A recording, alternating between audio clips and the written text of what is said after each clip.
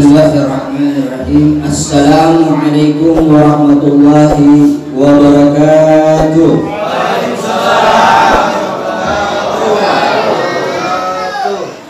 Alhamdulillah. Alhamdulillah al-mawjud fi kulli zaman wal ma'bud fi kulli makan. Al-madhkur bi kulli lisan wal ma'ruf bil ihsan. Alhamdulillah hamdan katsiran tayyiban mubarakan fih. Alhamdulillah adada khalqihi wa rida'a nafsihi wa zinata 'arshihi wa midada kalimatihi. Allahumma salli wa sallim wa barik wa karrim ala sayyidina Muhammadin Habibur Rahman as-sayyidil aqwan al-hadir man shalla alaihi fi kulli zamanin wa makan wa ala alihi wa sahbihi fi kulli an. Subhanaka la ilma lana illa ma 'allamtana innaka antal alimul hakim.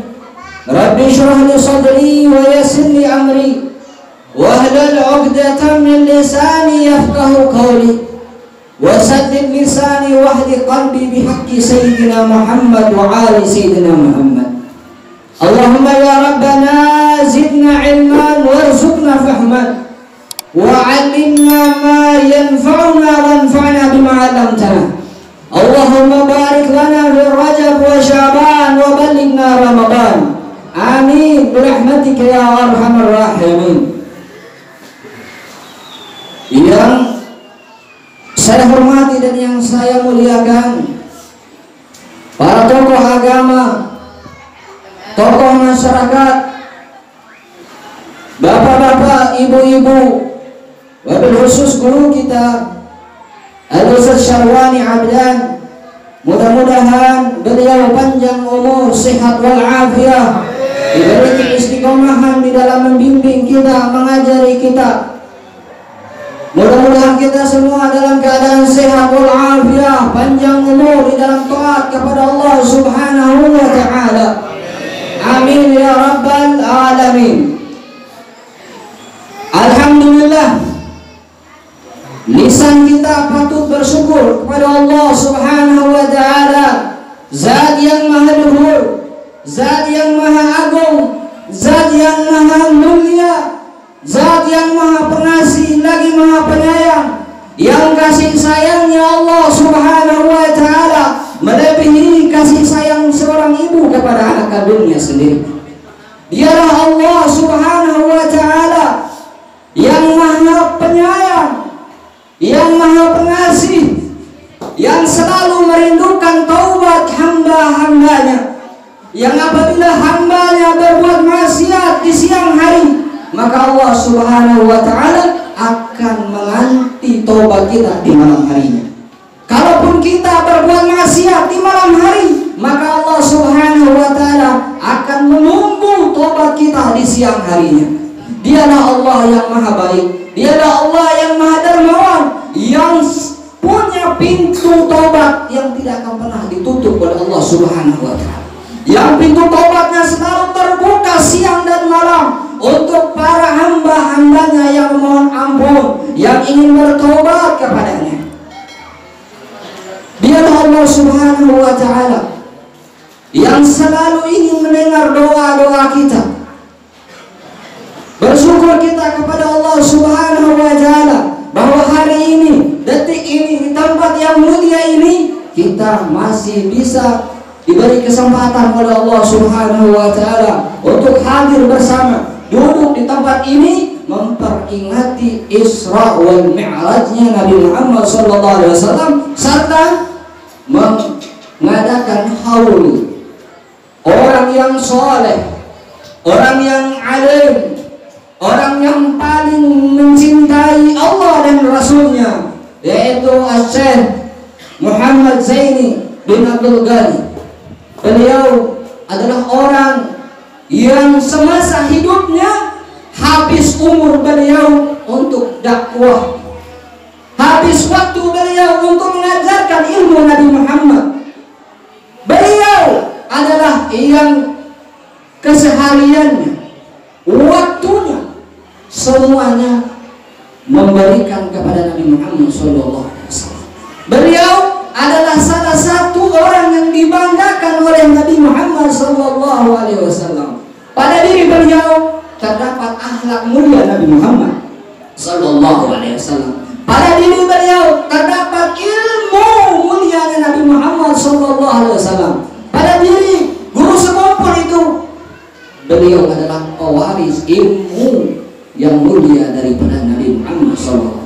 Sehingga pantas kita berkumpul, kita mendoakan beliau, kita merayakan hauliah beliau, karena beliau adalah orang yang paling mencintai Allah, orang yang paling mencintai Nabi Muhammad, orang yang paling meniru kemuliaan akhlak Nabi Muhammad SAW. Pertanyaannya, kenapa beliau begitu dimuliakan di masyarakatnya? Kenapa beliau begitu diagungkan, dimuliakan? Karena beliau menghubungkan dirinya dengan Nabi Muhammad SAW yang dimuliakan oleh Allah Subhanahu wa Ta'ala. Karena di dalam dirinya ada ilmu yang mulia daripada Nabi Muhammad. Karena di dalam dirinya ada akhlak yang mulia dari Nabi Muhammad. Karena dalam dirinya ada adab, ada syirnya Nabi Muhammad SAW, sehingga kita mengenal beliau sebagai orang yang paling meneladani Nabi kita Nabi Muhammad SAW. Maka hidup beliau, walaupun sudah bertahun-tahun beliau meninggalkan kita, tapi seakan-akan beliau hidup di tengah-tengah kita. Bahkan kita hidup dalam keberkahan mereka, kita hidup dalam keberkahan beliau, kita berkumpul karena beliau, keberkahan beliau. Bahkan tukang pentol sekalipun dapat keberkahan beliau. Ya Allah, tukang pentol dapat keberkahannya. Kita kampung ini pun, orang yang ada di kampung ini pun mendapat keberkahannya daripada guru sekumpul. Begitu mulianya guru sekumpul. Apa yang menyebabkan beliau dimuliakan oleh Allah Subhanahu wa Ta'ala? Karena dia menghubungkan dirinya dengan Nabi Muhammad SAW. Karena dia mengamalkan apa yang diperintahkan oleh Nabi Muhammad, menghiasi hidupnya, menghiasi dirinya dengan kemuliaan akhlaknya Nabi Muhammad SAW. Sehingga kita memandang beliau dengan pandangan kemuliaan, kita memandang beliau dengan pandangan hormat dan takzim kita kepada guru sekumpul. Guru sekumpul itu adalah intan mutiara yang asli, ya loh. Bukan yang ada di dalam bumi itu intan yang sebenarnya yang ada di Kalimantan, tetapi beliau yang intan yang termahal yang pernah ada di atas muka bumi adalah guru sekumpul. Kenapa beliau mahal? Karena sirnya Nabi Muhammad SAW ada pada diri beliau. Beliau adalah intan yang paling mahal. Kalau intan yang kata orang harganya triliunan itu masih bisa dibeli, berarti tandanya murah. Ya loh, sesuatu yang masih bisa kita beli itu tandanya murah. Tetapi kalau kadang mampu kita membelinya, berarti teramat mahal. Ya, beliau aslinya intan dan mutiara yang paling mahal yang ada di kota Martapura ini. Maka oleh karena itu, kalau kita orang berkumpul di sini mengadakan haul beliau, menyatakan cinta kepada beliau, ingin berkumpul di akhirat kelak bersama beliau, mendapatkan syafaat beliau, mendapatkan pertolongan beliau, seharusnya kitalah yang paling semangat di dalam meneladani kehidupan beliau. Kenapa kita harus meneladani beliau? Karena dalam diri beliau juga berteladan kepada Sayyidina Nabi Muhammad SAW. Kalau pengen lihat akhlaknya Rasulullah, ada pada beliau. Kalau ingin tahu ilmu Nabi Muhammad, ada pada guru sekumpul. Kalau pengen kita mengetahui adab daripada Nabi Muhammad SAW, semua sudah ada dalam diri abad guru sekumpul. Kita tinggal mempelajarinya, kita tinggal mengambilnya, kita tinggal mengamalkannya saja. Dan mudah-mudahan Allah Subhanahu wa Ta'ala menurunkan rahmat dan barokahnya karena keberkahan daripada guru sekumpul, karena kita hari ini menghauli beliau, karena dikatakan bahwasanya inda dzikru shalihin tanzilur rahmah. Ketika kita menyebut nama-nama orang-orang soleh, bukan hanya guru sekumpul, tapi seluruh orang-orang yang soleh yang mencintai Allah dan Rasulnya, maka terus tetesan-tetesan rahmat dari Allah Subhanahu wa Ta'ala turun keberkahannya kepada kita, turun keberkahannya kepada keluarga kita, turun keberkahannya di dalam kampung kita. Mudah-mudahan kita semua mendapatkan rahmat dari Allah Subhanahu wa Ta'ala, mendapatkan keberkahan dari Allah Subhanahu wa Ta'ala, barokahnya lurus. Bapak-bapak, ibu-ibu yang dimuliakan oleh Allah Subhanahu wa Ta'ala, dan juga hari ini kita berkumpul dalam rangka memperingati Isra wal Mi'rajnya Nabi kita Nabi Muhammad sallallahu alaihi wasallam. Kisah Isra wal Mi'raj ini, kalau kita mau menceritakan, kalau kita mau mengisahkan, kalau cukup waktu kita seharian, 2 hari, 3 hari, nggak akan selesai. Karena kisah yang luar biasa, sejarah yang luar biasa, cerita yang spektakuler, yang kejadian ini Allah abadikan di dalam Al-Quranul Karim. Dan kejadian ini, Isra wal Mi'raj Nabi Muhammad SAW, belum pernah dialami oleh siapapun sebelum Nabi Muhammad dan sesudah Nabi Muhammad SAW. Baik itu para nabi sebelum Nabi Muhammad juga belum pernah merasakan, mengalami Isra dan Mi'raj, apalagi orang-orang setelahnya. Sebelum Nabi Muhammad itu para nabi banyak, ya, tapi tidak ada satu nabi pun yang Allah panggil, yang Allah hibur seperti mendapatkan hiburannya Nabi Muhammad SAW. Ini jalan-jalannya Nabi Muhammad aja udah alamnya alam malakut, ya, menembus 7 lapis langit sampai ke Sidratul Muntaha. Jalan-jalannya Nabi Muhammad, ya, jalan-jalannya kita paling ke Banjarmasin, ke mall, begitu-begitu aja. Tapi jalannya Nabi Muhammad, itu hiburannya Nabi Muhammad adalah sebaik-baik perjalanan yang diperjalankan oleh Allah Subhanahu wa Ta'ala. Kejadian ini Allah Subhanahu wa Ta'ala berfirman dalam Al-Quran, Subhanalladzi asra bi'abdihi lailan minal masjidil haram ilal masjidil aqsa alladzi barakna hawlahu. Inilah ayat dari sekian banyak ayat yang menceritakan tentang peristiwa yang mulia tersebut, peristiwa yang luar biasa tersebut. Maha suci Allah. Allah memulai ayatnya dengan kalimat subhana. Kalau Allah Subhanahu wa Ta'ala memulai ayatnya dengan kalimat subhana, maha suci Dia Allah, berarti Allah hendak menceritakan kejadian yang luar biasa setelahnya. Makanya Allah mulai kalimat ayatnya dengan kalimat subhana. Artinya Allah memuji dulu. Ini hanya sanggup dilakukan oleh Allah Subhanahu wa Ta'ala. Allah Maha Suci yang mampu melakukan, memperjalankan hambanya. Ini hanyalah Allah Subhanahu wa Ta'ala. Dan Allah akan menceritakan kepada kita tentang kejadian yang luar biasa. Asra bi'abdihi, yang memperjalankan hambanya. Ingat, Nabi Muhammad tidak berjalan dengan sendirinya, akan tetapi diperjalankan oleh Allah Subhanahu wa Ta'ala. Kalau berjalannya sendiri, karena mampu Rasulullah, enggak mampu. Karena perjalanan daripada masjid, daripada Makkah ke Palestina, PP-nya 2 bulan, berangkatnya 1 bulan, baliknya 1 bulan. Tidak mungkin dilakukan hanya separuh malam, tidak mungkin.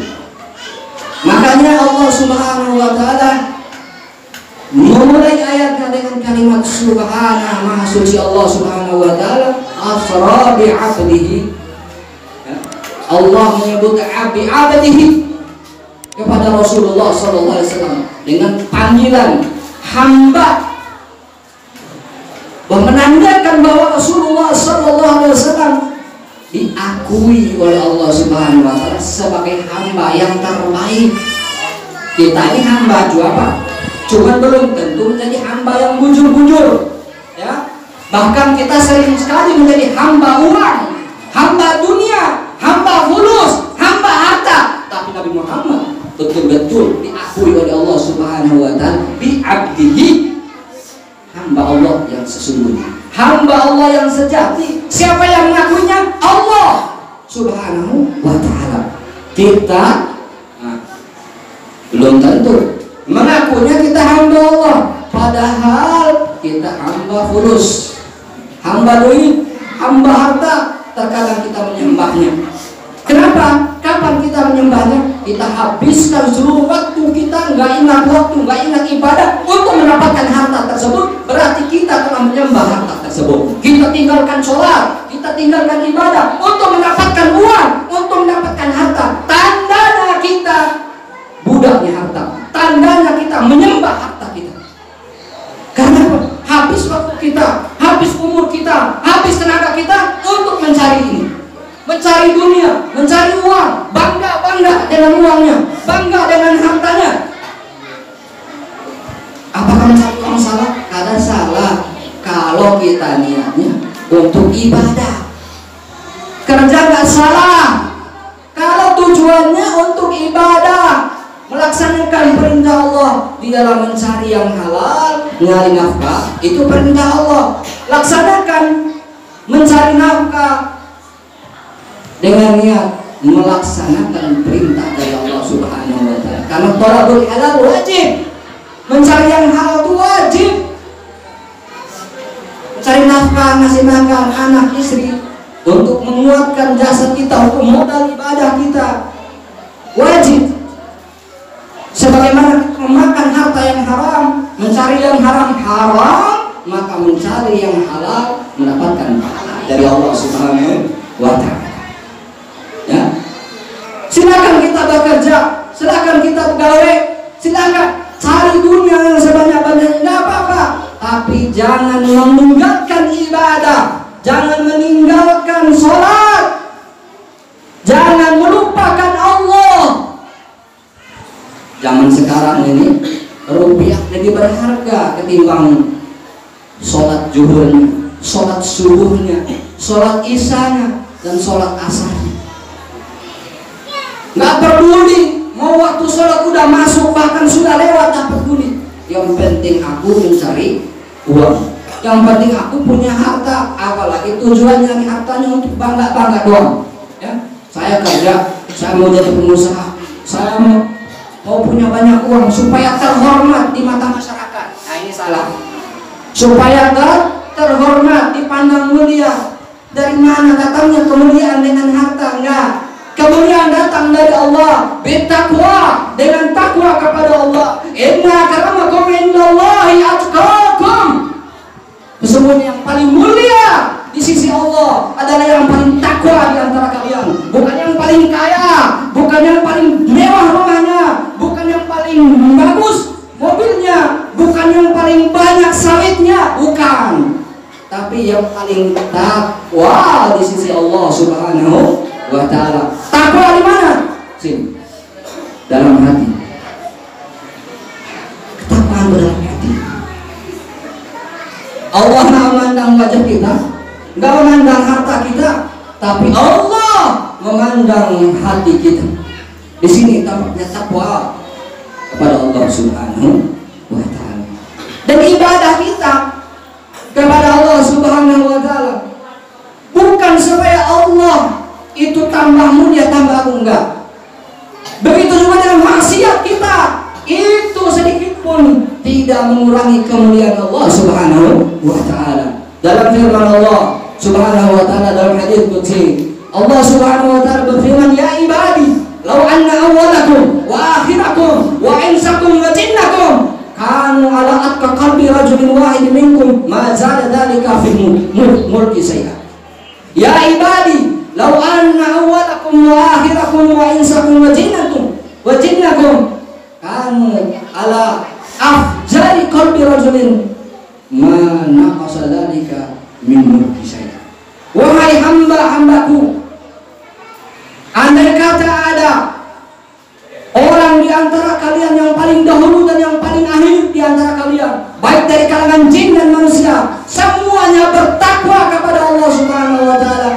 zada fi dzalika min mulki syai'an. Itu tidak akan menambah sedikit pun daripada kemuliaanku, kata Allah Subhanahu wa taala. Begitu juga andaikan orang-orang, mulai dari orang-orang terdahulu sampai yang paling akhir di antara kalian, baik dari golongan jin dan manusia, semuanya maksiat kepada Allah, semuanya berbuat maksiat kepada Allah, itu tidak akan mengurangi kemuliaan Allah Subhanahu wa taala sedikit pun. Amal-amal kita akan kembali kepada kita. Semua ada catatannya. Semua dicatat oleh Allah Subhanahu wa taala dan kemudian akan dibalas oleh Allah Subhanahu wa taala. Kita akan dibalas oleh Allah Subhanahu wa taala sesuai amal perbuatan kita di dunia. Oleh karena itu, mumpung kita masih hidup, mumpung kita masih bernapas, mumpung kita masih punya umur, gunakan umur kita, karena ini adalah modal yang utama dari Allah Subhanahu wa taala. Modal yang paling besar adalah usia umur kita. Jangan sampai kita menghabiskan umur ini dalam kesia-siaan, dalam kelalaian, apalagi di dalam berbuat maksiat kepada Allah Subhanahu wa taala. Orang-orang yang telah mendahului kita, yang di dalam kuburnya sana, itu sangat menginginkan kehidupan sebagaimana kita ini. Padahal dulu mereka sudah hidup, tapi mereka mendahului kita. Tetapi mereka sudah tahu kenyataannya. Mereka sudah diperlihatkan amal ibadahnya, dosanya sudah diperlihatkan, sehingga apa? Mereka sangat menginginkan kembali hidup di dunia. Untuk apa? Untuk bisa beramal soleh, untuk bisa menutupi kekurangan-kekurangan mereka selama mereka di dunia, untuk bisa bertobat. Sedangkan kita masih hidup, belum mati. Kesempatan kita untuk beramal soleh, kesempatan kita untuk bertobat. Ingat, 2 rakaat sunnah yang kita sepelekan, yang kita remehkan, itu sangat diinginkan sekali oleh ahli kubur. Mereka ingin hidup supaya bisa ibadah. Sedekah 1000, 2000 yang kita sepelekan, itu sangat diinginkan oleh ahli kubur. Andaikan aku bisa dihidupkan kembali oleh Allah Subhanahu wa taala, akan aku ibadah, pergunakan waktuku untuk ibadah. Andaikan aku bisa dihidupkan oleh Allah Subhanahu wa taala kembali, akan aku infakkan, akan aku sedekahkan seluruh hartaku di jalan Allah Subhanahu. Keinginan mereka tidak ada lain, adalah ingin ibadah. Tapi apa boleh buat? Ya, mereka sudah ada di balik papan. Di balik papan bukan di Kaltim. Ya, balik papan dekat-dekat sini aja. Ya, Makbarah. Ya. Nah itu kalau sudah di balik papan udah nggak bisa lagi. Makanya kata Rasulullah SAW, ad-dunya majratul akhirah. Dunia itu tempatnya kita nanam. Panennya kapan? Kalau nanti di akhirat panen. Siapa yang menanam kebaikan akan memanen kebaikan, dan siapa yang menanam keburukan, itu pula yang panennya keburukan. Tanam sawit, panen sawit. Tanam kebaikan, panen kebaikan. Oleh karena itu, ayolah makbirin, bahwasanya kita alhamdulillah, mumpung kita di bulan Rajab, ini adalah bulan ampunan Allah Subhanahu wa taala. Perbanyak istighfar, ya. Karena sunnah memperbanyak istighfar, sunnah memperbanyak sedekah, ya. Banyak istighfar karena ini Rajab syahrullah. Rajab ini bulannya Allah, bulannya taubat, bulannya kembali kepada Allah, bulannya istighfar. Berbanyak beristighfar. Paling kurang-kurangnya 100 kali istighfar kita. Baca terus, Rabbighfirli warhamni wa tub alayya. Rabbighfirli warhamni wa tub alayya. Setiap hari ribuan kali makin bagus. Tapi jangan sampai kurang dari 100. 200, 300 sampai 1000 lebih banyak, lebih bagus. Karena dikatakan oleh ulama bahwasanya bulan Rajab ini membersihkan yang zahir. Pembersihan yang zahir itu di bulan Rajab. Di bulan Syaban pembersihan yang batin. Di bulan Ramadan pembersihan hati. Maka sesungguhnya bulan Rajab ini adalah bulan persiapan untuk menghadapi bulan Ramadan. Maka sebagaimana kita mengisi bulan Rajab ini, begitulah kita akan mengisi bulan Ramadan nanti. Oleh karena itu, jangan sia-siakan bulan Rajab ini. Jangan disia-siakan, Karena kalau kita menyepelekan, mensia-siakan kemuliaan yang ada di bulan Rajab, kita tidak akan mendapatkan kemuliaan yang ada di bulan Ramadan. Persiapkannya dari sekarang, persiapannya. Acara semacam ini aja butuh persiapan, butuh makanan, butuh konsumsi, butuh dan lain sebagainya. Begitupun nanti kita akan masuki, sebentar lagi kita akan masuki bulan Ramadan, butuh persiapan. Persiapannya dari sekarang. Ya, bersihkan dulu dosa-dosa yang dilakukan oleh anggota tubuh kita yang zahir, ya. Istighfar kepada Allah Subhanahu wa Ta'ala. Dan istighfar jangan hanya di bulan Rajab, karena kita berbuat dosa nggak hanya di bulan Rajab, ya. Kita berbuat dosa sepanjang tahun, sepanjang hari, setiap waktu kita berbuat dosa. Maka istighfarnya juga jangan berhenti di bulan Rajab aja, ya. Teruskan, tingkatkan, bahkan tambah istighfarnya, ya. Ditambah. Ini bulan Rajab, bulan yang dimuliakan oleh Allah Subhanahu wa Ta'ala, bulan yang agung. Nanti setelah sebulan lagi akan hadir bulan Syaban, bulannya Rasulullah Sallallahu Alaihi Wasallam, di mana kita disunahkan untuk memperbanyak bersolawat kepada Rasulullah Sallallahu Alaihi Wasallam. Oleh karena itu makanya Rasulullah Sallallahu Alaihi Wasallam berdoa, Allahumma barik lana fi Rajab wa Syaban wa ballighna Ramadan. Ya Allah, berkahilah kami di bulan Rajab dan Syaban, dan sampaikanlah umur kami di dalam bulan Ramadan. Inti daripada peristiwa Isra wal Mi'raj tiada lain, tiada bukan adalah penguatan terhadap ibadah sholat. Rasulullah mendapatkan perintah dari Allah Subhanahu wa Ta'ala untuk melaksanakan sholat. Itulah hadiah terindah dari Allah Subhanahu wa Ta'ala. Maka sholat ini berbeda dalam perintahnya. Kalau ibadah-ibadah yang lain Allah perintahkan Jibril untuk turun menyampaikan wahyu kepada Nabi Muhammad. Begitu pula ibadah puasa, ibadah haji, ibadah-ibadah yang lainnya Allah utus Jibril sampaikan wahyu kepada Nabi Muhammad. Tapi tidak dengan sholat. Ini menunjukkan kemuliaan sholat. Allah mengundang Rasulullah SAW untuk menerima hadiah sholat ini dan untuk diwajibkan kepada umatnya. Tidak melalui Jibril, tidak melalui wahyu, akan tapi Allah undang Nabi Muhammad SAW, bahkan harus naik ke langit, ya, menghadap langsung kepada Allah, terima dari tangan pertama, ya, terima langsung oleh Rasulullah SAW. Maka siapa orang yang mengadakan peringatan Isra wal Mi'raj, jangan sekali-kali meremehkan sholat. As-sholat fid din kara'as fil jasad. Sholat di dalam agama itu seperti kepala dalam anggota jasad. Orang bisa hidup tanpa tangan, dialog. Orang masih bisa hidup tanpa kaki. Orang masih bisa hidup tanpa telinga. Tapi tidak ada satupun manusia yang bisa hidup tanpa kepala. Ya, maka kepala ibarat sholat dalam agama ini. Ada orang bisa hidup tanpa kepala? Nggak ada. Ada orang jalan tanpa kepala, lari semua orang, ya, hantu pasti itu.